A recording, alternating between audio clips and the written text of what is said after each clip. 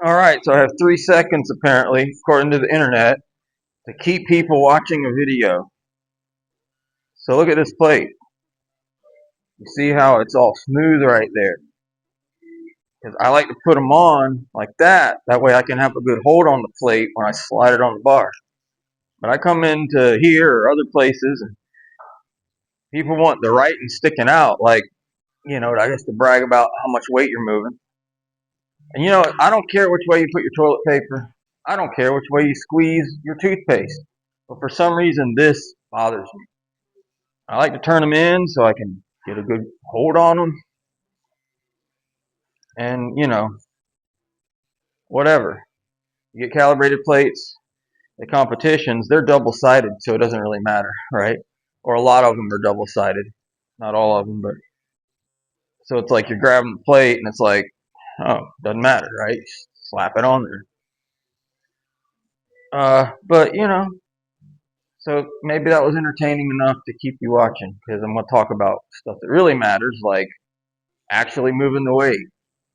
And we're going to talk about Psalm 61. So let's go ahead and do a warm up set.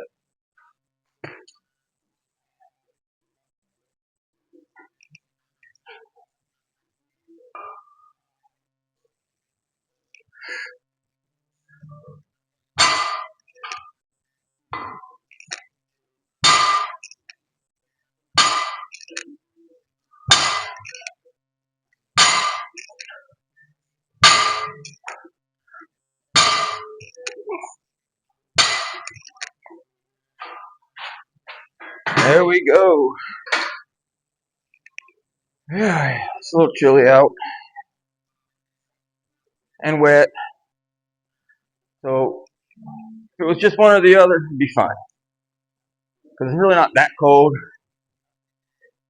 It's not physically, like, literally raining right now. But it was a lot. So we're kind of in that just irritating combination of cold and wet. But so good. We're dry in here. We're not warm, but we're dry.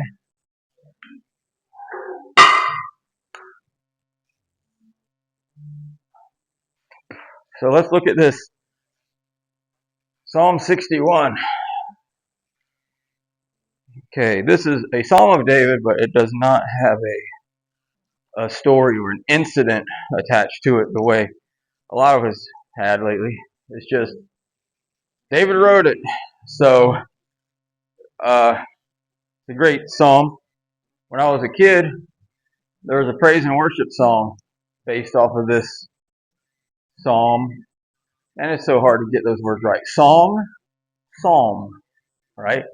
There was a great song when I was a kid based off of this psalm.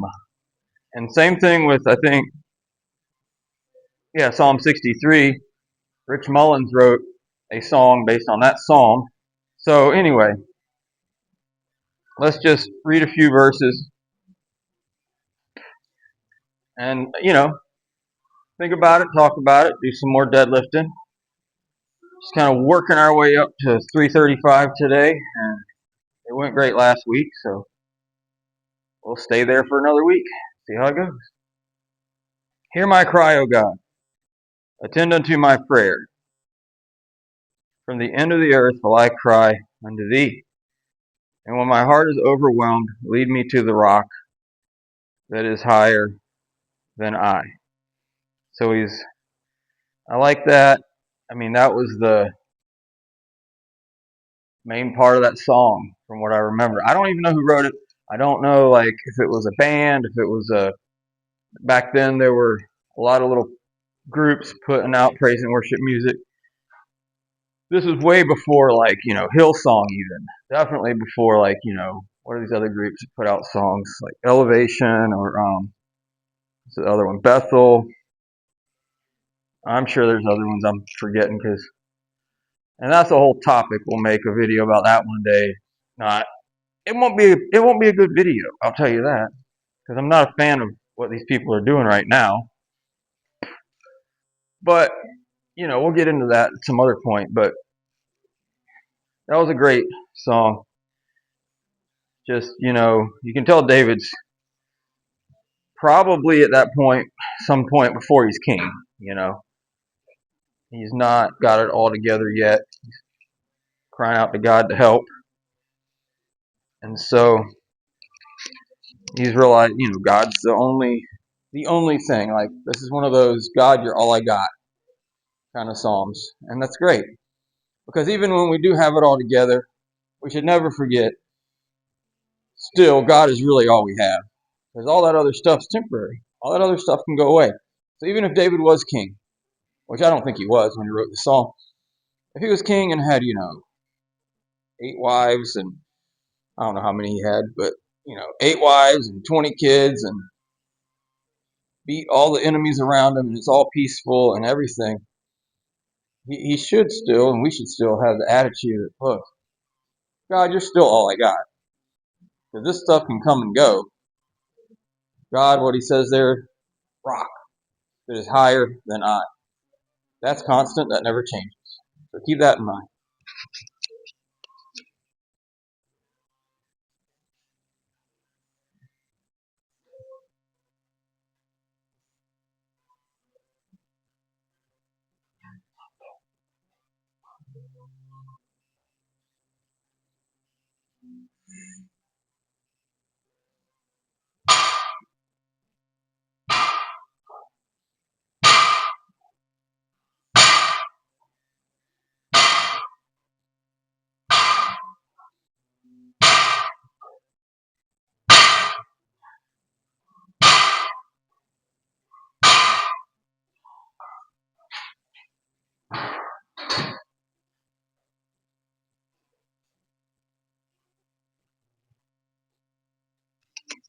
Yep. Oops. Okay, good. It's cold. My fingers aren't working good, okay?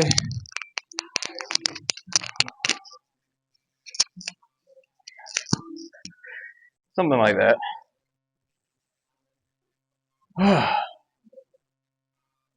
The rock idea is something David talks about a lot, Psalms talks about a lot.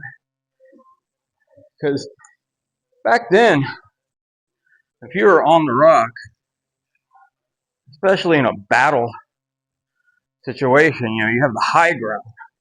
You have an advantage. If you're a follower of Jesus, you have an advantage. You have something the rest of the world doesn't have. It's funny because last night I was watching this documentary. It's like a series on Netflix called Untold, I think is what it's called.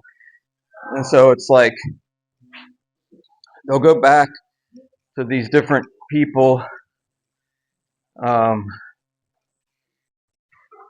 think they're almost all athletes or some sort of like celebrity athlete type.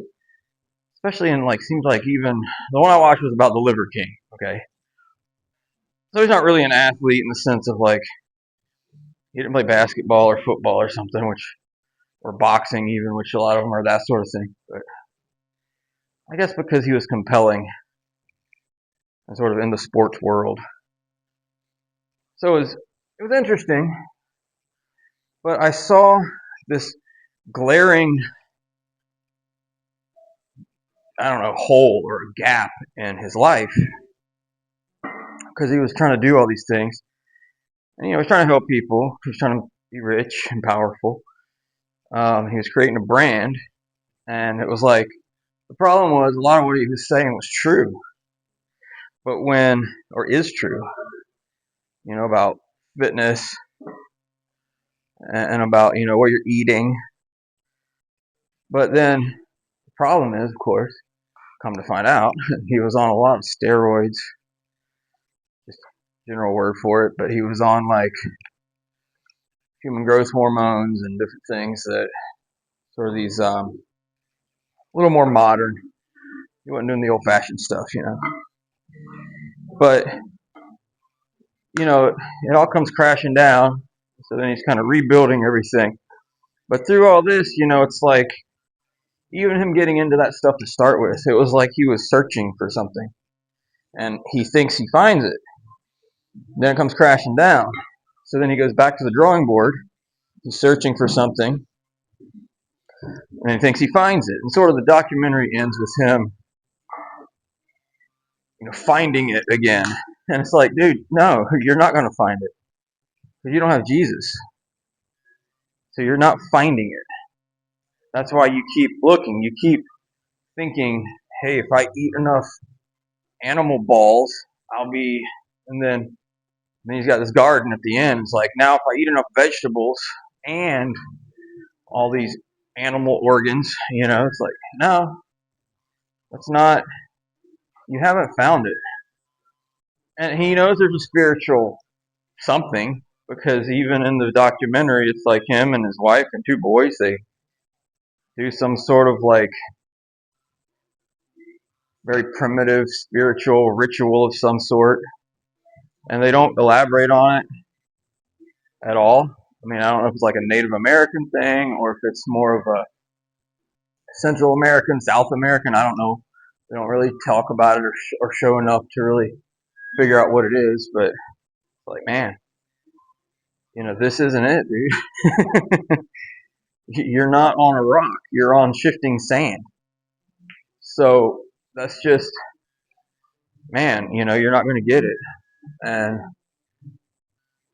I mean, I hope he gets it, eventually, but no, he still hasn't found it yet. He's not unlocked any secret or anything like that. And that's too bad. Because with a platform like that, you could be talking about Jesus and eating right and lifting right, not taking any steroids, or, at least being open about it and saying, hey, I know my doctor said I need to take this because of my age or whatever. But, it's not it. That's not how it worked. And so he alienated a bunch of people and somehow still has a bunch of people following him. So I don't know how that works, but that's the internet for you, I guess.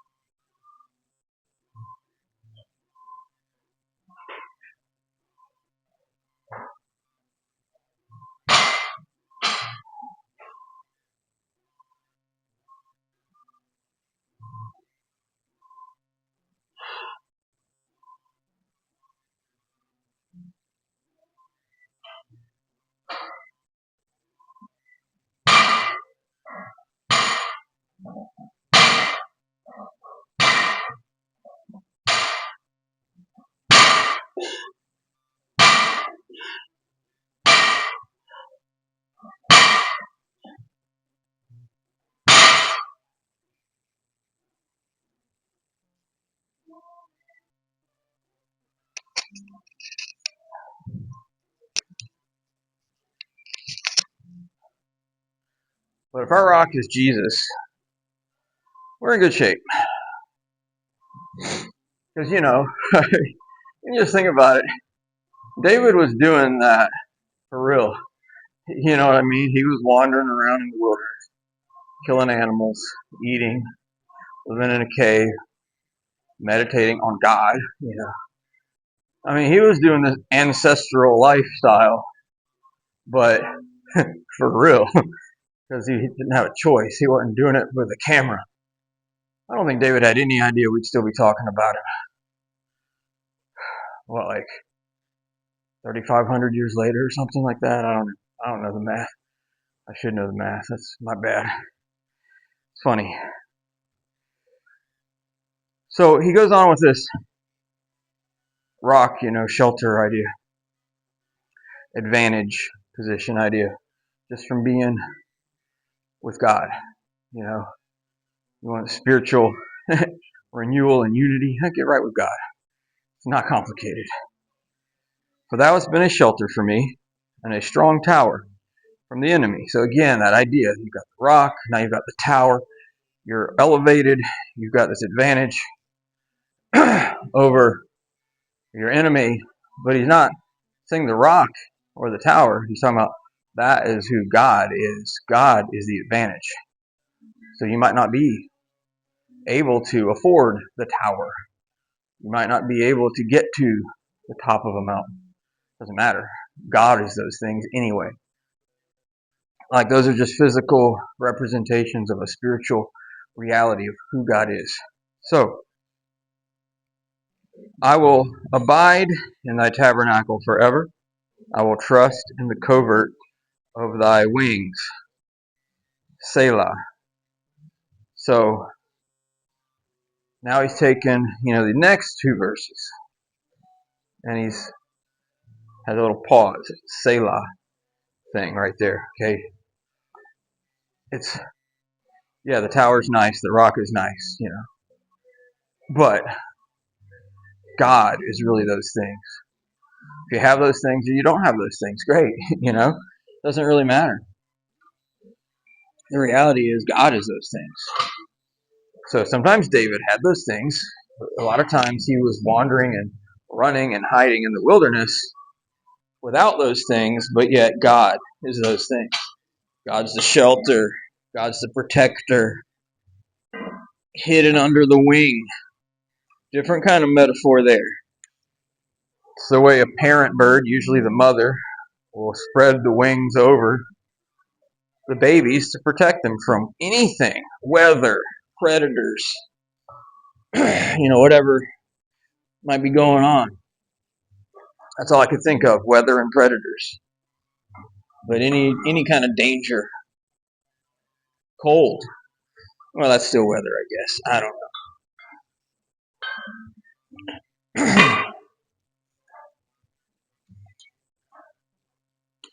But, that's how David's looking at her.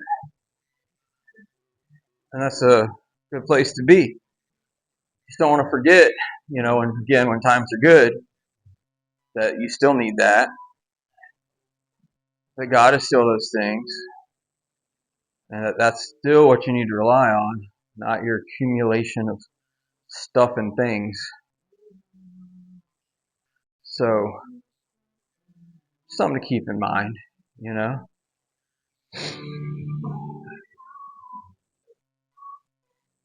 Oh, yeah, so we got, what have we got here? 285. I'm doing this thing where I got to figure out, the math. So I guess the easiest way is to do 50-pound jumps every time. So that way all the jumps are even to the weight I'm doing for sets. I don't know. I don't know the right way, okay? I could either do the normal 25, 45, 25, 45. What you're doing there is you go and you put the 25s on. Well, then that's a 50-pound weight jump. Take the 25s off, put on a 45. Well, then that'll be a 40-pound difference. Because two 45s together weigh what? 90 pounds, right? The two 25s together weigh 50 pounds. So you're really like staggering your jumps like that. Well, I want to land at 335, well, that would mean I could, I'm going to sit there at like 275 traditionally, 315, and then 335. So creating like an extra set or an extra. So do I just do a little bit of extra weight and do the same number of sets, or do I do another set? Or maybe I just need to start at the beginning and go from like 135 to 225. Just you don't want to overdo your volume, but yeah, you want to get to your working weight. I could do less reps too, on the way there, and then hit the 10 spot. But a lot of little nuance to it, I guess. But some people would sit here and like overthink. I just made the decision last week. I'm just gonna throw it on like that, and until I get to the next jump, and then I'll do something. And whatever I do, I'm just gonna stick with it, until I'm done. Because I'm sure every trainer in the world will have a different take on it, and no one can prove, with 100% definitively that their way's best. So I don't waste time listening to too many people. The goal is to move weight, and that's what I'm doing. And maybe that's the whole point. Be simple. Keep it simple. This gym is simple. And David, he was just keeping it simple, God is this. The end, He's everything. The end, Then we got to go back and define everything for some people because they don't get it. But it's okay, That's what it takes. That's what it takes.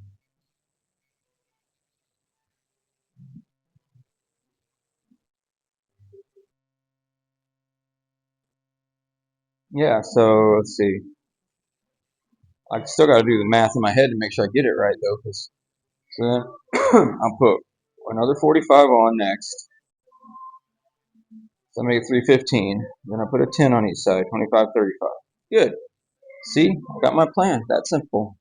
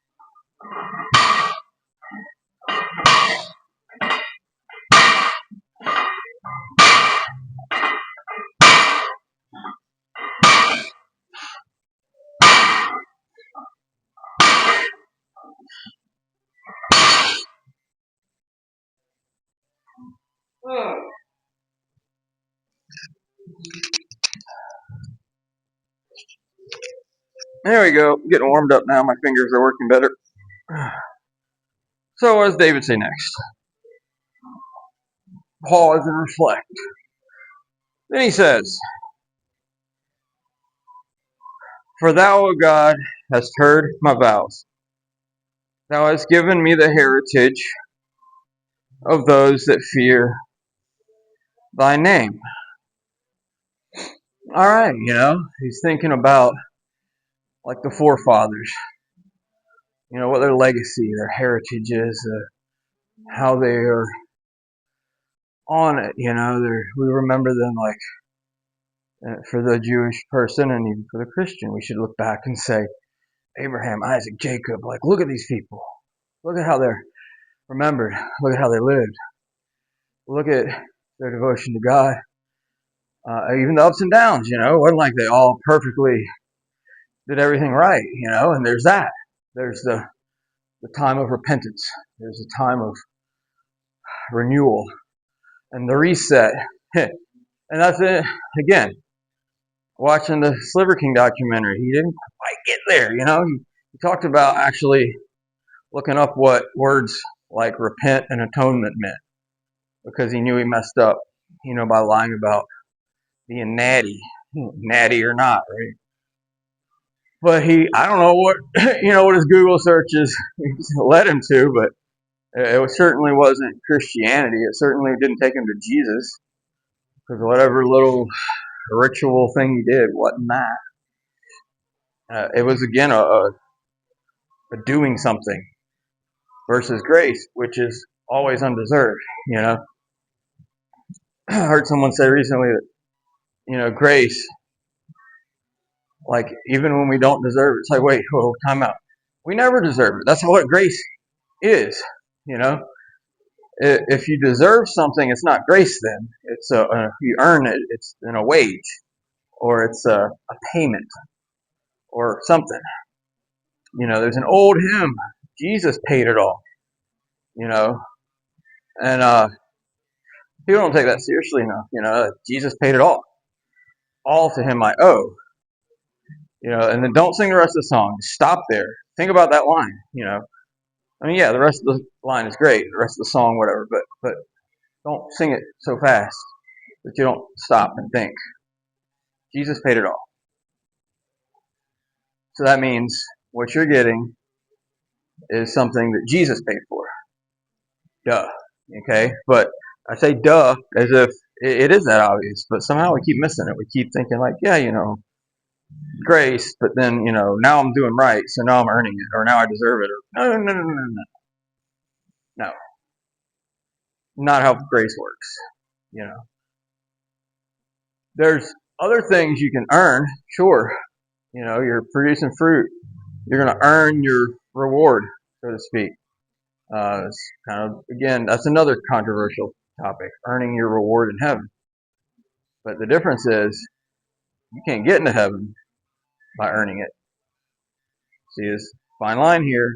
Another fun thing. I'm starting to make this list of other things I need to make videos about, I guess. But that's one for sure. That will prolong the king's life and his years as many generations. All right, so now we're looking at, he knows he's going to be king. If this is written before, he's already been anointed, though. Remember, he's already been prophesied over. So he knows he's going to be king. So if the psalm was written in the wilderness time, which it really seems like it is,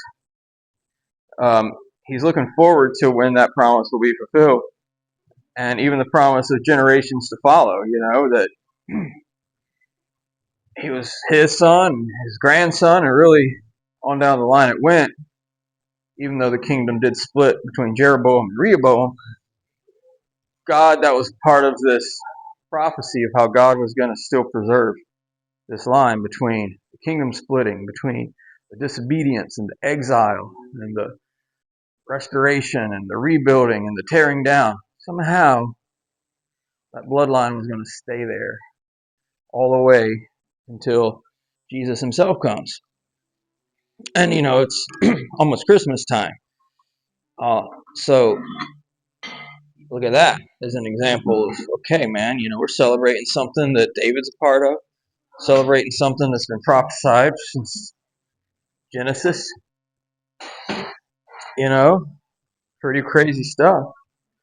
And you can, yeah, another video.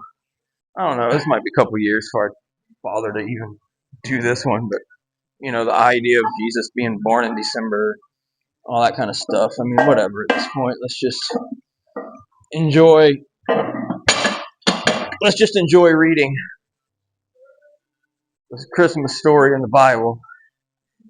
And maybe maybe we should even read it more often than just at Christmas too.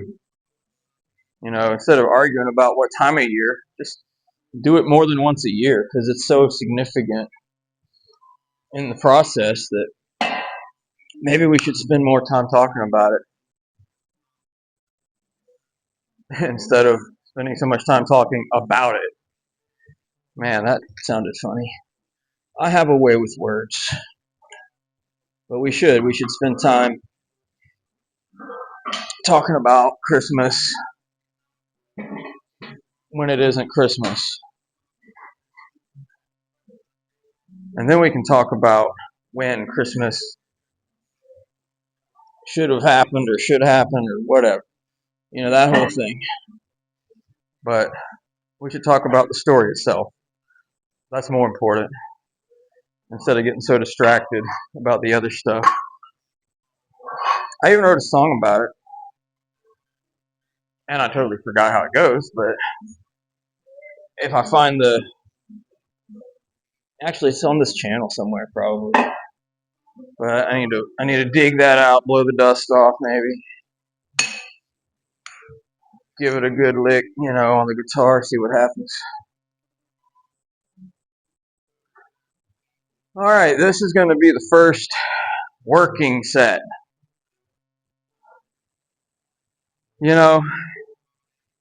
This is, well, maybe not right now. I've been gaining weight on purpose.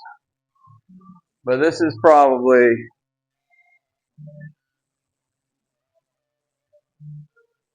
roughly double my body weight. Not quite, but, it's getting there.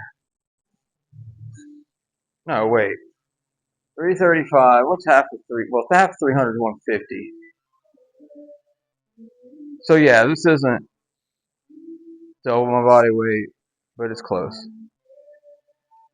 But, look, I think everybody should be able to deadlift their body weight.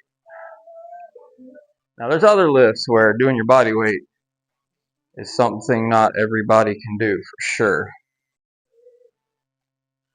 But I feel like deadlifting your own body weight shouldn't be that hard. Like, if you can overhead press your body weight, I think that's impressive, honestly. I don't care if it's a log or if it's a bar or whatever. I mean, if you can just throw your own body weight over your head, that's pretty solid. But now, deadlifting your body weight shouldn't be that hard.